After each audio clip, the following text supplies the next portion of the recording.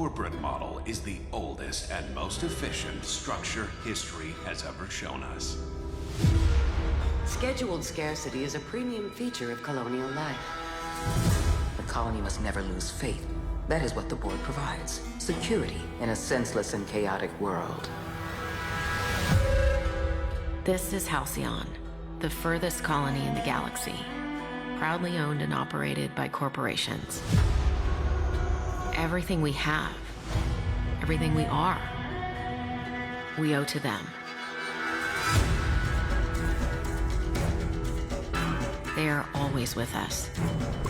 No one has ever gone against them.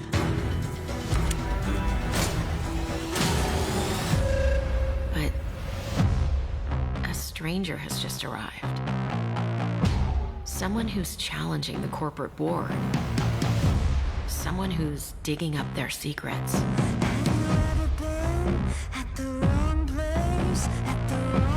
Someone who could be a villain or a hero. Looks like the bleeding stopped. I owe you one. Here, hope this gun serves you better than it did me. Or a psychopath. Oh,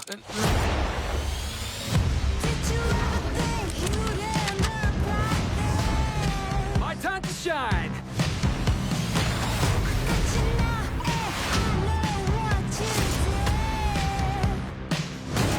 Good luck! I suppose time will tell, but no matter who this stranger chooses to be, the Halcyon colony will never be the same.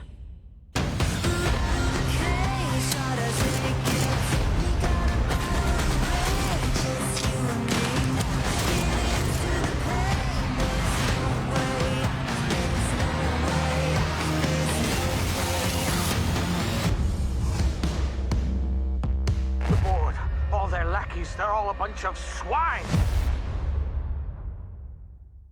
Welcome back, everybody. It's E3 2019, Day 2. I'm Andrea Renee, live from the Facebook gaming stage with Jump, and we are joined by Leonard Boyarsky, the co-game director of The Outer Worlds. So this is a super exciting title. We got to see this new trailer from you guys at the Xbox stage over on Sunday, and I had the amazing opportunity to see the demo that you're showing here at E3.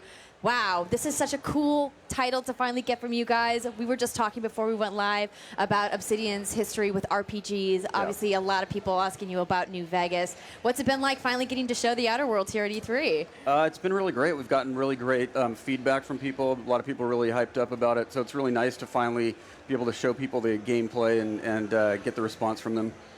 So we got to see a little bit some of the gameplay here, the choices that matter. Upstairs, your colleague said it has massive consequences, and I wrote that down in quotation marks. So what does that mean in the world of the Outer Worlds? Well, we try to really make the game reactive to the choices you make. It's all about being able to create and play the character any way you want to. It's a space fantasy. It's very pulpy. We really wanted people to embody that fantasy, but some people might want to be a very straight-ahead hero. Some people might want to be a villain. Some people might want to be very mercenary. And the game reacts to those choices. You can take very different paths throughout the game, and the choices you make do matter. So let's talk about the path through the game. So when we think RPGs, especially open-world RPGs, I personally think that they're really long and big, and is this going to be one of those games that I'm sinking like hundreds and hundreds of hours into? No, it's a little bit of a smaller game than that. We were constrained a little bit by time and budget, but we also... It's totally okay. Thank you. Thank you. Nothing's wrong with making it a little bit shorter. Not every game has to be 80-plus hours like that. It's a more refined thing. No, I just really think that, you know, concentrating on like the high moments, the really good, solid gameplay, really nice, compact, fun game that you, by the time you get to the end of it, you're just actually excited to play it again and see what kind of different choices you can make. We're seeing that a lot right now where people at work are playing it for the second, third, fourth time, just trying out the different builds they can do. You can do different combat builds, but you can also do different types of talking characters, stealth characters. There's just all these different kinds of choices you can make, and the game reacts to all of them. So it's very interesting to see how it plays out differently. Yeah, it seems like that there's, especially in the gameplay trailer that we saw at the Xbox briefing, these little augmentations that you can sort of have. We saw kind of the time slowing down we're seeing on the gameplay trailer with the sniping right now. Do you want to talk to us a little bit more about those augmentations and the ways that you can customize those throughout the game? Yeah, well, there's things you can do, like for the guns, have different modifications you can put on them, or TTD, tactical time dilation. It's a way to slow down combat. You can use perks to make that longer, to get more strategic with it. Some people will use it just to see what kind of weaknesses the enemies have. Some people will use it to get very strategic and plan their attacks. Your companions, you can unlock special attacks that they have that you can send them in to do. The leadership playthrough is a new style of gameplay we've come up with, which is really concentrates on accentuating the strengths of your companions. Even if you don't go that route, they will contribute to skills like in conversations or lockpicking or hacking or things like that. You bring certain companions with you, they'll accentuate your skills for even further choices and different gameplays. I'm so glad you brought up the companions, because we obviously get to see a little bit of that here in this gameplay that we're watching.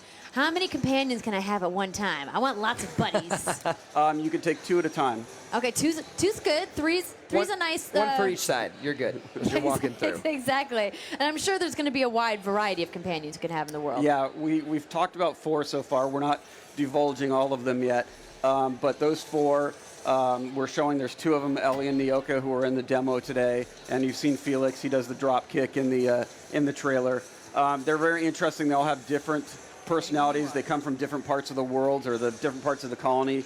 And like for instance, in the demo you saw today, Nyoka comes from that planet. So when you go and talk to the different NPCs, if she's with you, they acknowledge her, and she'll tell you, this person lies all the time, even to their face. She'll mock them and say, stop it, cut the crap, kind of thing. Oh, the sissy pigs. So when they were explaining what these things are, I was simultaneously really amused and also really grossed out. So Jump, just so you're aware, in this demo, these sissy pigs, they're like a food source, and they have these growths that fall off, and then people eat them. But it's sustainable farming. I don't know. Sustainable farming. I'm glad I saw the trailer at the Xbox briefing before I saw this.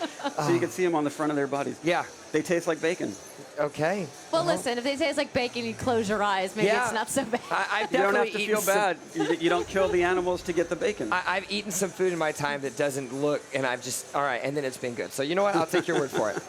So obviously in a game that's first person, combat is super important, and you guys have quite a diverse selection of weapons in the game. Yep. Can you talk a little bit more about how some of the combat systems are going to work?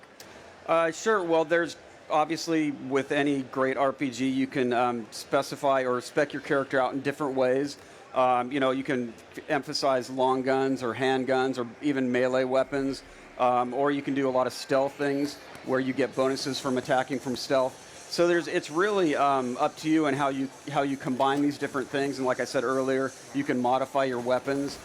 Things like engineering skill will allow you to modify your weapons more effectively or break them down in the field as opposed to going to workbenches. There's all these different little nuances to things like that where every choice you make has consequences into how your build feels, how the gameplay, how that session of your game is going to feel. I always get so anxious when I make choices. Jump, are you the kind of guy that's benevolent and you always want to be friends with everyone, or are you more aggressive and you go after people? I'm a huge advocator for playing something through at least twice. Like that's my if there's a game that has choices, I will always go for like the pure paladin and I'm going to be really nice. And the next one, it's just pure opposite side devil. So for me, the first run through, I'm always the nice guy. And then after that, it's like, all right, now I know what it's like to be nice. Now I'm just going to be an asshole. That's, I guess, not a bad way to play. I always get conflicted because I'm always thinking, what am I missing out on, or what is the consequence of this thing? Because that's clearly sprinkled very heavily throughout the Outer Worlds. Yeah, and if we've done our job right, those should be difficult decisions. We don't really like to go for black and white. Like, I'm going to be the heroic character, so this is a very obvious choice for me. Even then, it should be like, is this the heroic thing to do? Like, if we've done our job right and we've made compelling characters, they each have their very realistic and believable reasons for why they want you to do what they want you to do or what they don't want you to do. I've had to play all different kinds of characters when I'm testing, and our writers have done such a spectacular job that even when I'm going through and trying to play the asshole, sometimes I have to pick this line because I'm testing this. I really don't want to. One of your companions is very kind of timid, and I was having to kind of dress her down, and I'm just like, oh, I can't do it. So they've done some great job. Well, that's good that there's going to be some morally gray areas in the game so. To let people. It will make for good streaming for sure. Oh, I believe so. Allowing people to make some crazy choices. Oh yes, this guy Clive. So what I love about the interaction that we got to see in this gameplay demo is that we're originally sent to murder him, but you can choose not to. You can choose to go back and murder the girl who sent you. That seems to be a consistent trend. Do I kill him or do I not kill him? Well, there's even more than that because she really just wants to take over his business. So you can suggest, hey, I can kill him. She's like, I don't care. Just get him out of there. So you can poison the food supply, kill off some of the pigs, which isn't the nicest thing to do. Or you can straight up kill them. Or you can even try to get them to work together, which is obviously not the easiest thing to do in the world. But you do have all those options, and that's not only reflective of how you want to play the game, it's where you've put your points, how you've played the game up till then. Have you gotten that extra piece of information you need to bribe somebody or to not blackmail somebody but force them over to your way of thinking, let's say? Do we have a rough number of endings for this game? Obviously, with every decision making massive consequences and completely changing your trajectories, do you still have a finite, or are there a lot more? 40 to 50, as we saw in our last interview with endings. Are you guys looking to see something on that end, or something a little bit less? Well, it's really hard to say because what it is you could there's two main paths. You can side with the scientist who saves you at the beginning of the game, or you can side with the corporate board. So those are like the two main endings. Mm-hmm. But even then on top of that, you get end slides that show you the reactions to every place you've been in the game, like what happens to these people because of choices you've made. So I haven't done the math to figure out how many different combinations you could have, but there's quite a few end slides that really give you the feel for what you've done for this world or against this world. Don't worry, when the game comes out, there will be that completionist that will make sure to do that computation for you. Yeah, the wiki team will probably be all over that, 100%. indeed. No, it's interesting that you bring up that you can side with the corporations, because even hearing some of the dialogue in the trailer talk about, these corporate overlords that have taken over Halcyon and, kind of how they've made it the kind of the wasteland that this planet, this colony is. So you're telling me there's some good guys in there somewhere? Or you turn bad, I guess. You break bad? Well, there's a little bit of that, but there's also they have very logical reasons for why they're doing what they're doing, and they want you, who is of course a very, very effective person.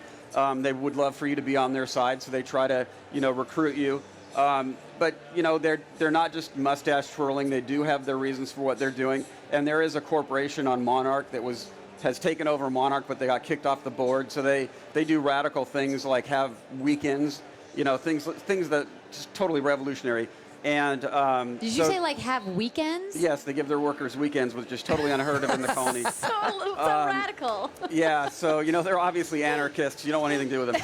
So you could try to get them back on the board. There's all these. It's not. Hopefully, nothing is very cut and dried in this world. Well, certainly a layer that I didn't anticipate coming, having to deal with somebody who wants weekends. This madness. Weekends are for work. Just kidding. They're definitely for playing video games. Well, Leonard, this has been so fun to have you on the stage with us. The Outer Worlds is coming out pretty soon. Yeah, October 25th. Very exciting. Just a few months away. We're definitely looking forward to play. I know I am for sure. So thank you so much again. We hope you guys enjoy the rest of your E3 here with the rest of the team from Obsidian and Private Division. And we'll have more content for you guys live from the Facebook gaming stage right after this.